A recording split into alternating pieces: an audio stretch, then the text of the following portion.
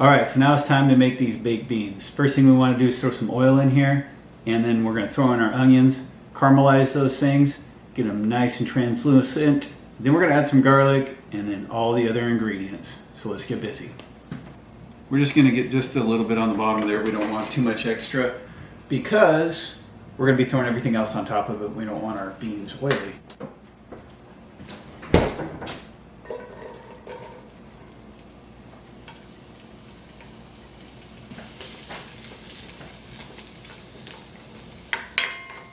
All right, if you're using a cast iron like I do, be careful.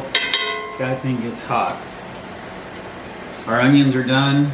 Now we're gonna add in a tablespoon. If you like garlic, add another. It's up to you, but I'm putting in about a tablespoon and a half of garlic.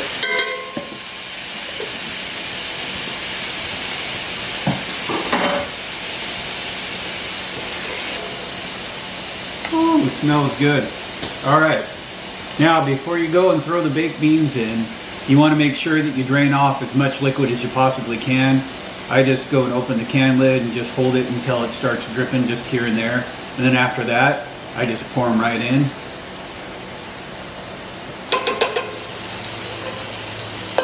And the reason why I get all that extra liquid out of the cans of beans is because we're getting ready to add barbecue sauce and hot sauce, so it's more liquid.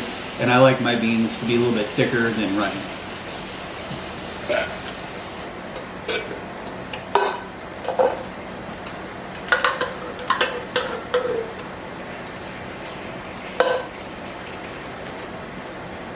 Now this recipe is a quick and easy recipe compared to actually taking beans itself and cooking them and boiling them.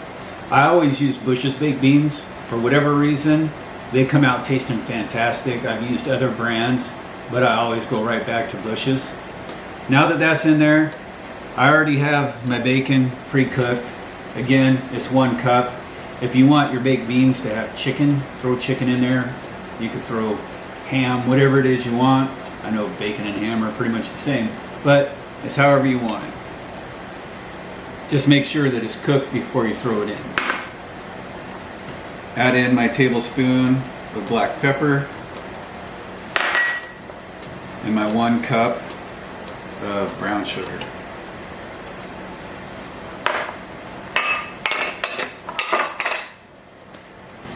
That brown sugar will also thicken up any liquid that's left over from those baked beans.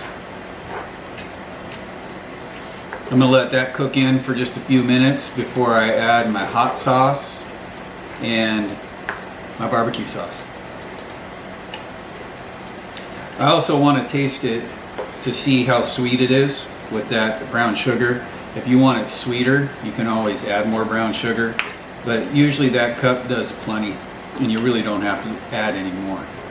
So now we're going to let this cook for a little bit, and then we'll throw in the barbecue sauce, the hot sauce. Then I'm going to cover it with a piece of tin foil so it'll cook a little bit quicker and keep all that good smelling aroma stuck inside. Couldn't find my half cup, so now I'm using a 1/4 cup. So that's why you'll see 2 of these go in. So don't think I'm putting in a cup, but it's up to you on how much flavor you want when it comes to the barbecue sauce.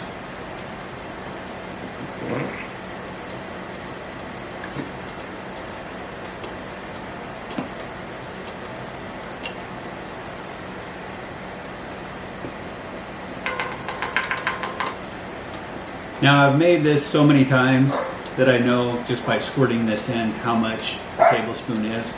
But if you want to measure it, by all means measure it. Here goes the hot sauce. After about 10-15 minutes, like I said, we're going to test it for flavor and see what else we need to add. If we need more barbecue sauce or more hot sauce. All right, so the beans are done. Let's give it a taste, see what it tastes like, see what we need to add.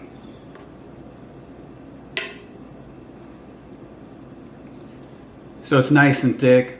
It's got chunks of onions, chunks of bacon. I mean, it just looks delicious, smells delicious. I'm already salivating. This is gonna be good.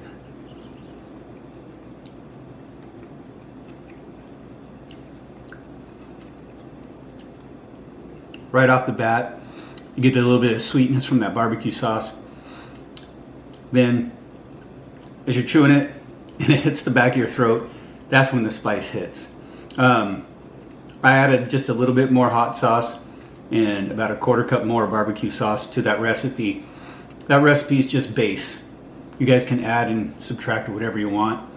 Make it your own, but it's quick, it's easy. Give it a shot. Leave a comment. Tell me what you did to change yours to make it your way. But